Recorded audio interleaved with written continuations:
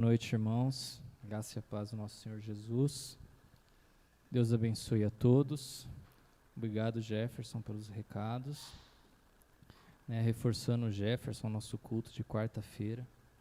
Tem sido uma bênção, os irmãos que têm conseguido participar. Nós estamos orando durante essa pandemia toda aí, Graças a Deus nos reunimos às quartas-feiras ali online e tivemos muitas respostas de orações, irmãos, nos nossos cultos de quarta-feira. A gente tem visto Deus operando maravilhas no nosso meio, respondido, às orações do seu povo, amém? Nessa noite vamos meditar na palavra de Deus, no livro de Hebreus, capítulo 6.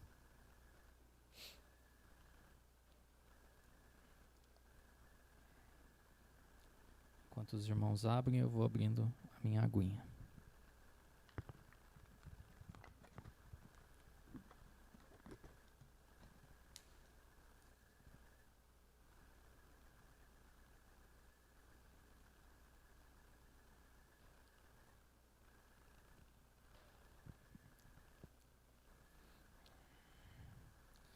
Os irmãos que estiverem online podem colocar os pedidos de oração, que a gente vai estar orando no final também. E a gente vai estar agora meditando na palavra de Deus. Amém? A partir do versículo 1, vamos ler então a palavra. Pelo que, deixando os rudimentos da doutrina de Cristo, prossigamos até a perfeição, não lançando de novo o fundamento do arrependimento de obras mortas e de fé em Deus, e da doutrina dos batismos e da imposição das mãos, da ressurreição dos mortos, do juízo eterno.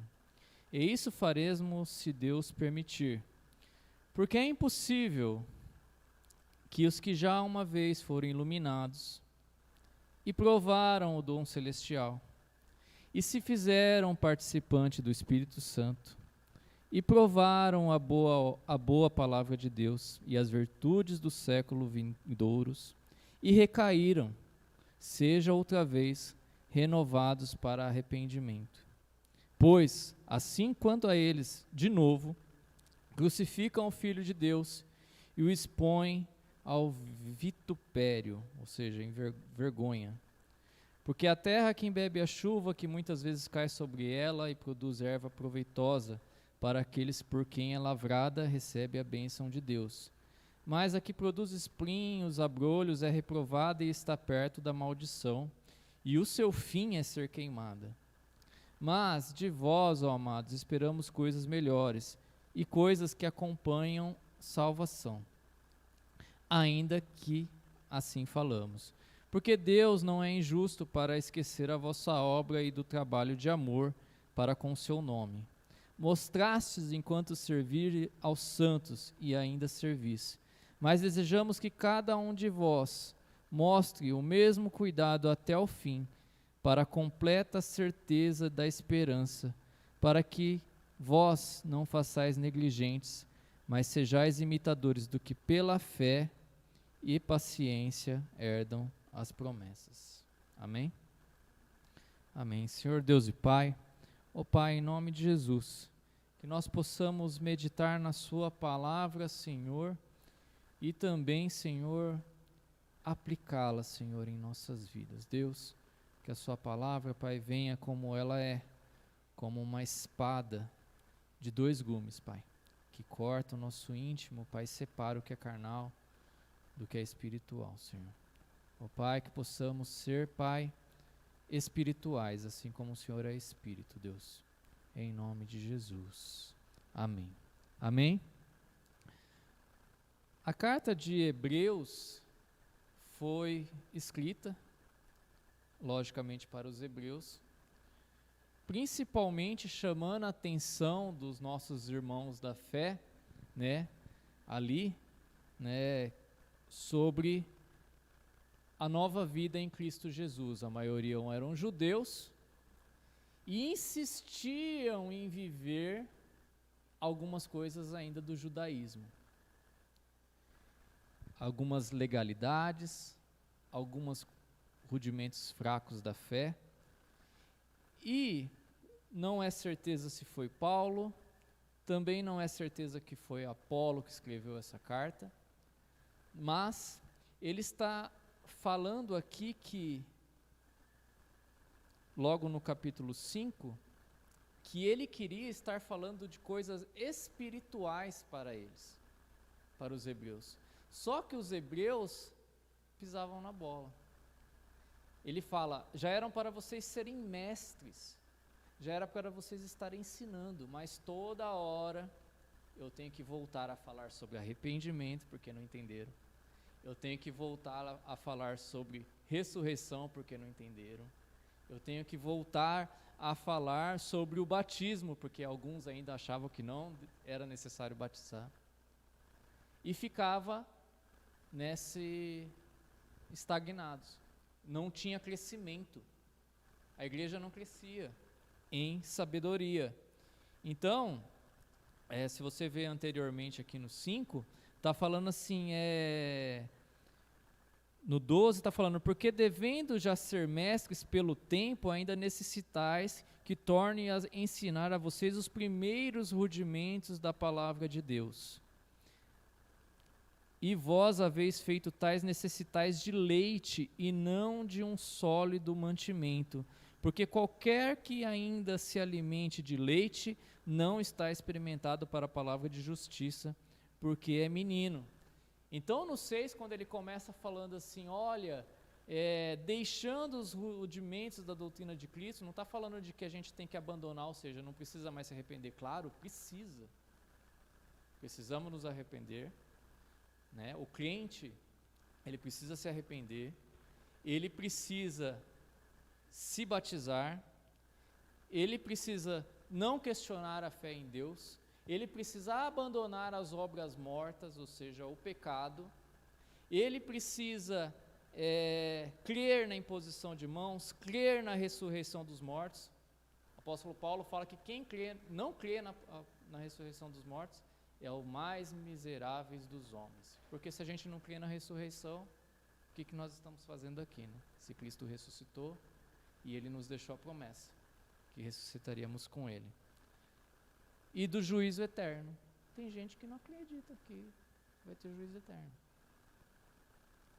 E o autor dessa carta está justamente falando isso, né? Imagine um professor de EBD, de escola bíblica dominical, que ficou o ano inteiro ensinando, daí ele chega no final do ano, vai perguntar uma pergunta simples para um aluno, o que é arrependimento? E o aluno não sei, será que eu preciso me arrepender? Né? E daí, por isso que muitas vezes se trocam os professores de EBD, porque eles não aguentam. A não ser que seja muito dom mesmo e o cara insistente. Mas era o caso ali dos hebreus. Eles tinham dificuldade desse entendimento. E daí o autor do livro está falando assim, olha, já era para nós estar buscando a perfeição, prossigamos até a perfeição. Não precisando ter que falar novamente de todas essas coisas que são básicas para o cliente. E hoje em dia, infelizmente, é a mesma coisa.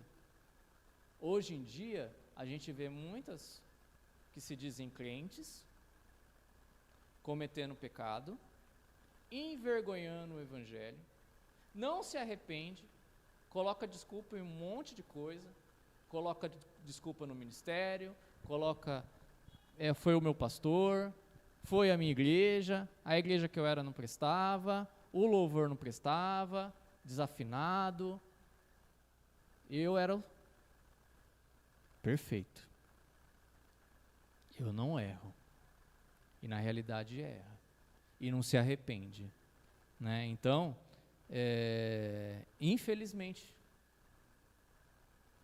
né?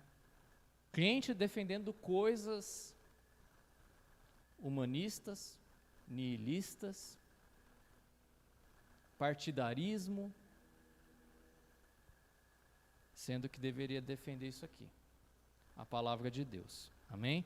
Então, Paulo está falando, já era para nós estar falando de alimento sólido, de coisas espirituais, de coisas, mas vocês não aguentam, eu não posso falar para vocês disso, porque vocês não querem crescer espiritualmente na palavra de Deus. E dele continua, e isso faremos se Deus permitir, né? Era o desejo dele que o povo pudesse ter essa experiência, né? Porque daí ele fala, porque é impossível, daí a gente vai ver o que é isso aí. É impossível que provaram o dom celestial, e se forem iluminados, provaram o dom celestial, fizeram participantes do Espírito Santo e provaram a boa palavra de Deus e as virtudes do século vindouro, caíram outra vez sendo renovados para o arrependimento, pois assim quanto a eles, de novo crucificam o Filho de Deus e expõem ao vitupério.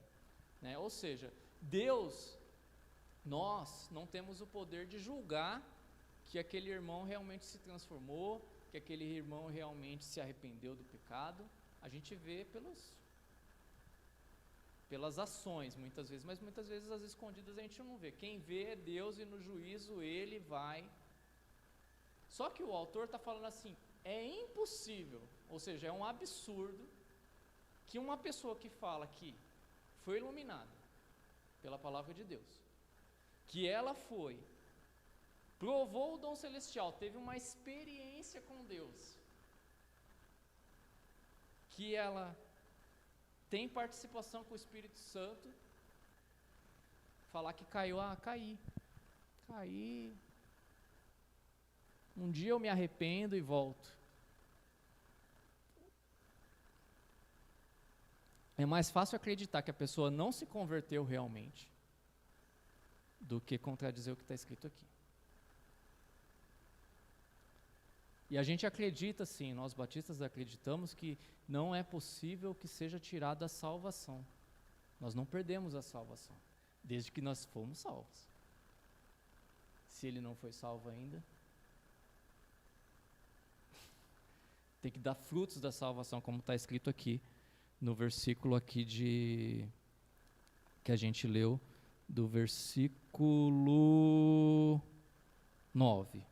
Mas nós, amados, esperamos coisas melhores, coisas que acompanham a salvação, coisas que são consequências da salvação. Eu sou salvo, eu me arrependo, eu sou salvo, eu perdoo, eu sou salvo, eu não vivo na prática do pecado, eu sou salvo, eu faço boa obra, eu sou salvo, eu creio em Deus em qualquer circunstância, eu sou salvo.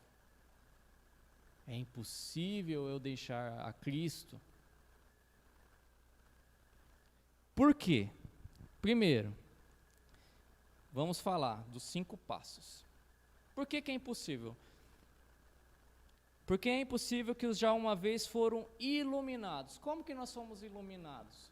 João capítulo 1. Ele era o verbo, e ele esteve entre nós, e ele era a luz dos homens. Ele é a luz do mundo,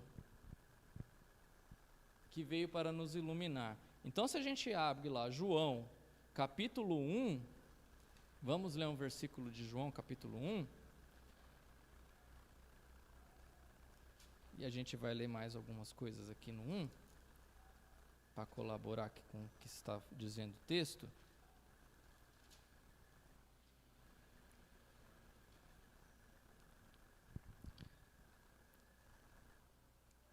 A partir do versículo 3 está falando assim, todas as coisas foram feitas por ele, e sem ele nada do que foi feito se fez. Nele estava a vida, e a vida era a luz dos homens. E a luz resplandece nas trevas, e as trevas não a compreenderam. Quem está em trevas não consegue compreender. Por isso que lá em 1 João diz que não há comunhão entre luz e trevas. Em Coríntios também diz que não há comunhão entre luz e trevas. Em João aperta um pouquinho mais, aquele que está nas trevas não quer ter comunhão com quem está na luz. não ama o próximo, não quer estar no próximo, não quer estar no culto. Por quê? Porque está em trevas. Porque se vem na luz, os pecados são expostos e necessita de arrependimento. Quando você é iluminado, quando Deus envia Jesus, Deus amou o mundo de tal maneira que deu seu Filho unigênito para que todo que nele crê não pereça, mas tenha vida eterna. Foi Deus que fez. A gente está falando de graça. Você não é salvo porque você é bonzinho. De graça. Deus nos iluminou através de Jesus. Então ele envia Jesus. Essa é a luz. Essa é a luz. Isso é Deus, tá? Primeira parte dessa etapa. Deus, ou seja, a gente conhece Jesus, a gente crê em Jesus, a gente o recebe como o Senhor e Salvador. Mas até aí, ou a pessoa pode se converter, ou ela pode se convencer. Ah, não, Jesus é filho de Deus, são todos filhos de Deus. Mas não para por aí. Então a gente falou que sim, que foi um passo de Deus para a nossa salvação, enviar Jesus, luz para os homens. A gente estava em trevas, né? Fomos tirados do reino das trevas para o reino do Filho do seu amor. Amém? Então essa é a primeira coisa. A segunda coisa é o dom celestial. O que é dom? É presente. Qual que foi o presente que nós recebemos? Então, primeiro, você recebeu Jesus como Senhor e Salvador, Deus enviou Jesus, foi o primeiro passo, você reconheceu isso. Aí já entra nas partes da impossibilidade. Se você reconheceu Jesus, você já está chegando lá. O outro dom é o quê? O dom celestial que Deus nos deu. Está escrito aqui em João, ainda no capítulo 1, a partir do versículo 9. O Jefferson está pondo aí para vocês que estão assistindo em casa também. Né? A partir do versículo 9 está dizendo assim: ali estava a luz verdadeira que alumia todo homem que vem ao mundo. Estava no mundo e o mundo foi feito por ele e o mundo não o conheceu. Veio para os seus, mas os seus não os receberam. Mas a todos quantos receberam, deu-lhes o poder de serem feitos filhos de Deus, aos que creem no seu nome, os quais não nasceram do sangue, nem da vontade da carne, e nem da vontade do varão, mas de Deus. Ou seja, não fez parte da nossa vontade, foi vontade de Deus que Jesus viesse e se entregasse. Então, quando eu recebo o Senhor como Senhor Salvador, eu creio nele, e isso lhe dá o poder aqui significa autoridade, direito. Eu tenho direito de me tornar filho de Deus. É o carimbo de Deus assim. Você crê em Jesus? Estamos em poucos aqui, eu posso olhar no olho de cada um. Você crê em Jesus? Você crê em Jesus? Está indo bem. E você recebe um dom. E que dom é esse? Que dom gratuito é esse? Está lá em Romanos 6:23. Que se tornou através da vida de Jesus. Romanos 6:23 diz o quê? Romanos 6:23, ele está detalhando o presente de Deus para nossas vidas. E isso é dele, não fomos nós. Porque o salário do pecado é a morte. Salário é uma coisa que você tem que fazer para receber, não é presente. A morte a gente recebe porque fez pecado. O salário do pecado, ou seja, se você pecou, você tem direito de morrer. É o que diz a palavra de Deus. Esse é o direito. Você vai morrer por causa do pecado. Mas o dom gratuito de Deus, ou seja, de graça, Deus resolveu, vai morrer, vou mandar Jesus. Mas o dom gratuito de Deus é a vida eterna por Cristo Jesus, nosso Senhor. Voltando lá para os impossíveis, para o impossível, é uma palavra forte que o autor escreveu. É um absurdo, é impossível que uma vez que você foi iluminado, que Jesus é Filho de Deus, você teve essa revelação, Jesus é Filho de Deus, que você recebeu o dom, você recebeu aquele alívio, foi tirado aquele piano das suas costas, do peso do pecado. O salmista Davi diz: enquanto eu calei meus lábios, a sua mão pesava sobre mim. Peso do pecado. O peso do pecado. Livre. Não há mais condenação para aqueles que estão em Cristo Jesus. Amém? A terceira parte são participantes, se fizeram participante do Espírito Santo. O que é isso? Eu recebo Jesus, creio Jesus é o Filho de Deus, creio que Ele é o Cordeiro que tira o pecado do mundo, eu creio que Ele me perdoou, que o sangue que foi derramado na cruz foi para me perdoar, para pagar a morte que eu deveria experimentar, Ele experimentou no meu lugar. Obrigado, Jeff. E eu não preciso morrer, porque Ele morreu no meu lugar. Eu entendo isso. E o que acontece? A casa está limpa, o sangue veio, limpou a casa, houve uma transformação de dentro para fora, e quem vem habitar em nós? O Espírito Santo. E a partir do momento que você recebe o Espírito Santo, a sua vida se transforma. Então é a terceira parte, olha só que impacto. É impossível que vocês tenham o Espírito Santo dentro de você, te alertando, te consolando, te ensinando todas as coisas, te lembrando da palavra de Deus,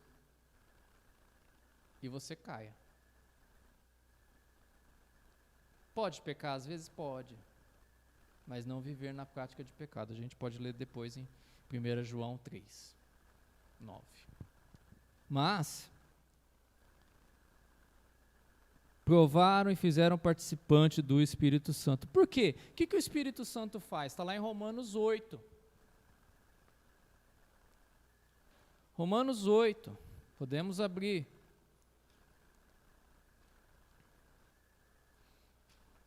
Romanos 8. Os irmãos estavam cantando Santo Espírito é bem-vindo aqui, né? Romanos 8, 14, diz assim, porque todos os que são guiados pelo Espírito de Deus, esses são filhos de Deus. Porque não recebestes o espírito de escravidão, para que outra vez estardes em temor, mas recebeste o espírito de adoção de filhos, pelo qual clamamos, Abba, Pai, e o mesmo Espírito testifica com o nosso espírito que nós somos filhos de Deus. Uma vez que você tem o Espírito Santo vivendo em você, ele te prova que você é filho de Deus. E é um relacionamento você com Deus. Não é pro outro lá.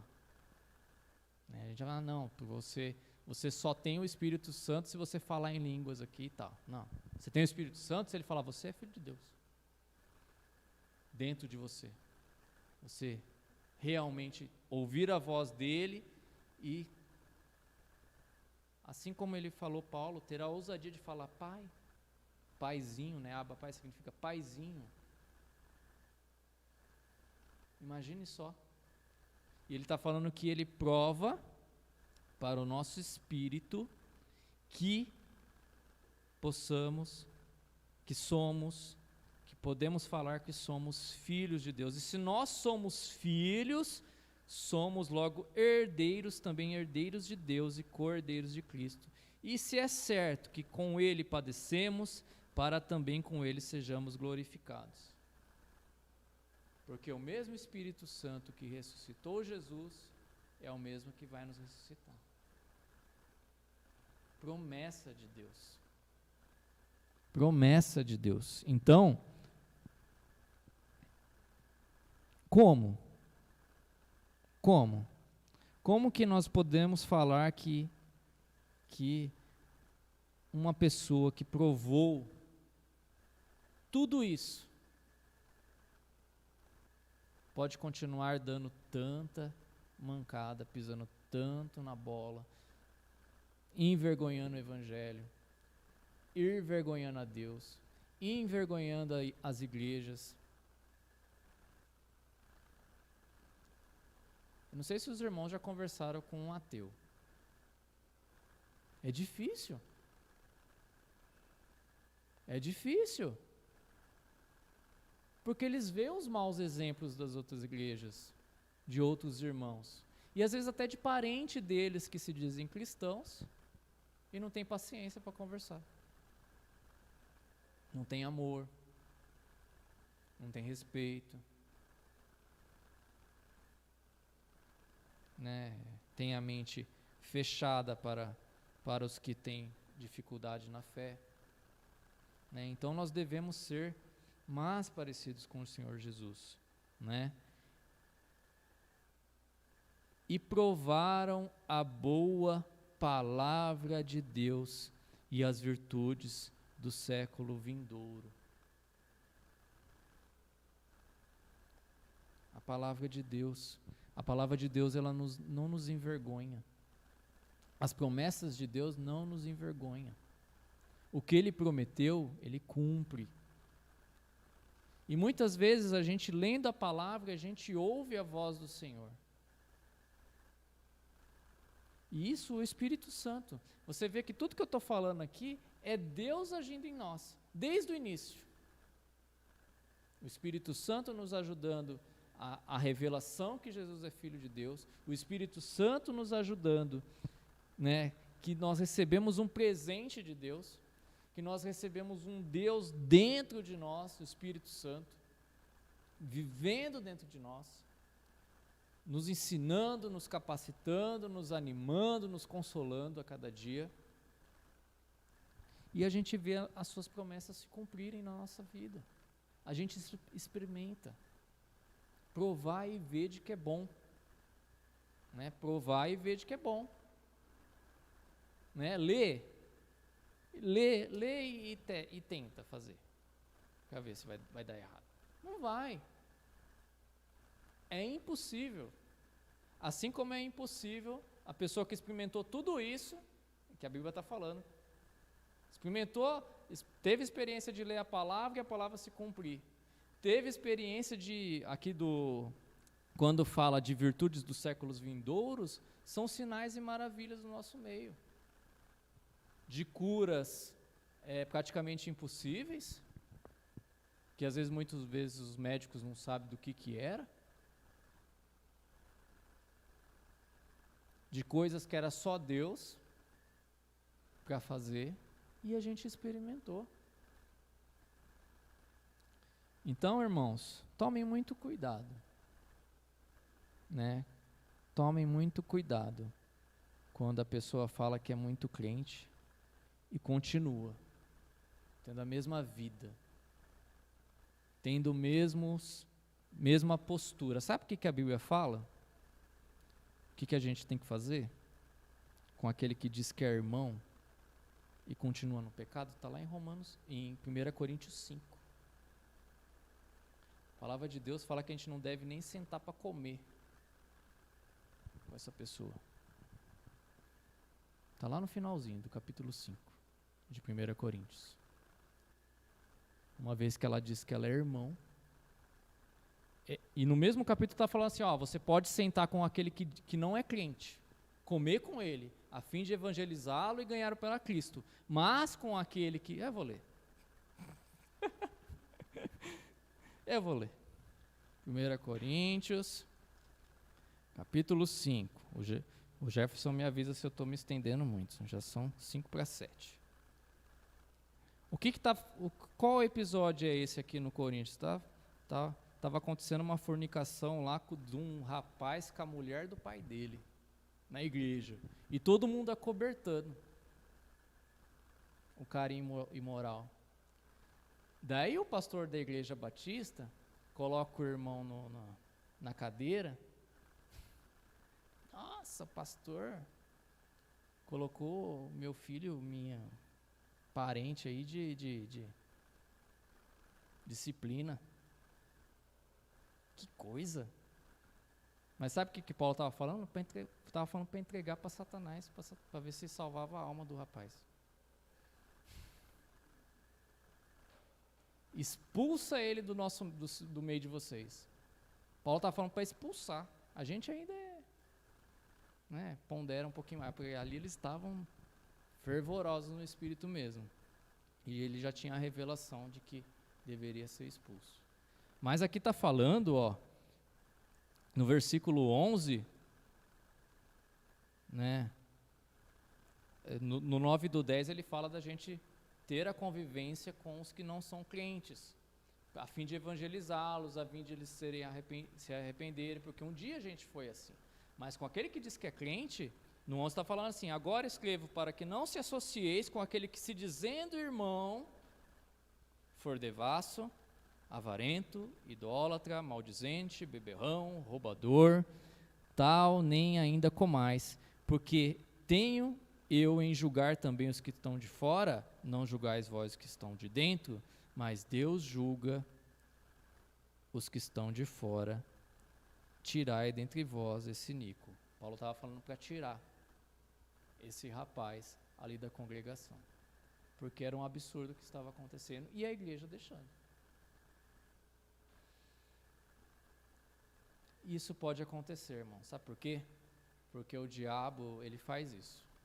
Ele cria fortalezas na mente das pessoas, religiosidades, assim como os judeus queriam voltar.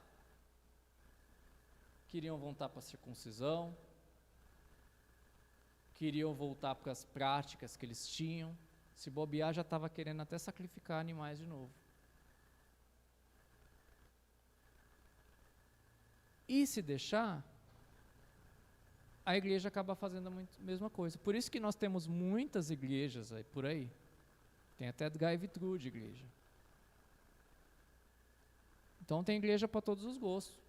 Aquele que vai respeitar pecado tal, vai falar, tudo pode, quem ama pode fazer o que quiser, porque ama, então faz o que quiser, é amor. Vão arrumar desculpa para tudo. Para quê? Para fazer aquilo que agrada os ouvidos. E não para fazer o que diz a palavra de Deus. Então, por isso que nós temos que viver na simplicidade do Evangelho, sem colocar um tio a mais na palavra de Deus. Temos que seguir a palavra de ponta a ponta. De ponta a ponta. Por quê? Porque ela é boa. Amém?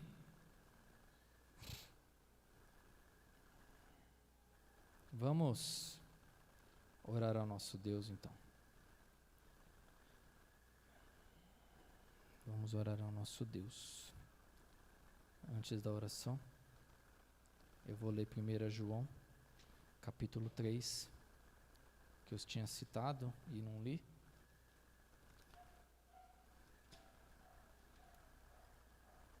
acabou ficando um pouco corrido devido ao tempo, mas a gente vai fazer essa leitura também, que vai completar.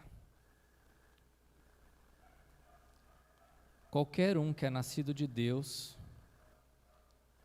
né? 1 João, capítulo 3, versículo 9. Qualquer um que é nascido de Deus não vive na prática do pecado, porque a sua semente permanece nele, e não pode viver pecando, porque é nascido de Deus. Nisto são manifestos os filhos de Deus e os filhos do diabo. Qualquer que não pratica a justiça e não ama seu irmão não é de Deus. Porque esta mensagem que ouviste desde o princípio, que nós amemos uns aos outros. Amém? Que possamos ter firmes aqueles que são a base da nossa fé, né? Que esperam um dia que a gente não precise ficar falando tanto de arrependimento, porque cada vez que a gente fala tanto de arrependimento, é porque tem muito pecado. Mas também não devemos deixar de falar de arrependimento se há pecado. Então é uma coisa, né, que não tem jeito. Por que a gente fala de arrependimento? Porque há muito pecado, infelizmente. E isso faz com que nós não possamos experimentar, não possa ser revelada a nós pelo Espírito Santo coisas mais sólidas, alimentos mais sólidos. Então, o convite dessa noite é que possamos voltar para a palavra de Deus, que possamos crer na palavra de Deus. Primeiro, que Jesus, Ele é a luz do mundo. Não há outro. Não há outro. Se você estiver num túnel escuro e ver uma luz, é Ele. É Ele. É a única saída. Não tem outra. Eu sou o caminho, a verdade e a vida. Se não for por mim, ninguém chega ao Pai. Ninguém chega. Ninguém chega. Ele é a nossa luz. E isso foi de graça. É gratuito, né? A gente não fazer um boleto para o irmão aceitar Jesus, não. É de graça. E se você prova isso, se você recebe isso, você sente o Espírito Santo vivendo dentro de você, e Ele falando, você é filho de Deus, o Pai te ama, você é amado dEle, você é amado do Senhor. E isso, irmãos, não é pai, não é mãe, não é namorada, não é namorado, não é marido, não é mulher que vai preencher esse espaço. Só o Espírito Santo pode fazer isso por você. Só o Espírito Santo que pode te deixar completo, te deixar perfeito. E aqui está falando de buscar perfeição, é isso. Ser iluminado, perceber que Jesus é Filho de Deus, receber o presente que é o perdão dos pecados, ter um Deus morando dentro de você e experimentando a sua palavra a cada dia. Isso nos fará perfeitos, irmãos. Isso nos fará perfeito. Amém? Vamos orar. Senhor Deus e Pai, ó Pai, em nome de Jesus, ó Pai, nós queremos, Pai, ser, Pai, como seu Filho, como seu Filho Jesus. Ó Pai, que Ele amou o mundo, que Ele andou no mundo, estava no mundo, mas não pecou, mas veio trazer amor, veio trazer esperança e nos comissionou. Ele nos fez, Ele nos constrange, né, o amor de Cristo nos constrange a cada dia a anunciar a sua palavra, a anunciar o seu evangelho, porque o evangelho, muitos podem estar envergonhando o evangelho, mas o evangelho não envergonha ninguém. O evangelho não mente, porque Deus não mente. Que possamos continuar crendo nas promessas do Senhor, que possamos continuar crendo que Deus é o mesmo ontem, hoje e eternamente, e que a sua palavra não volta vazia, e que espero que um dia, qualquer um que tenha passado por essa igreja e que um dia caiu, o Espírito Santo possa realmente transformar verdadeiramente. Que aquela semente que está lá alojada, naquele cantinho, o Espírito Santo vá ali e faça brotar. E já convença do pecado, e já convença do juízo, e já relembre as palavras que foram ouvidas, mas não foram engravidadas, não foram cultivadas. É o que nós oramos em nome de Jesus. Que possamos ter uma vida perfeita diante do Senhor. E que se pecarmos, crer que temos um advogado no céu, que nos perdoa, não para continuarmos vivendo na prática do pecado, mas que possamos ter um verdadeiro arrependimento. Senhor, perdoa os nossos pecados, perdoa as nossas falhas, abençoe a semana de cada um, é o que nós te pedimos em nome de Jesus. Amém. Amém. Vamos aos nossos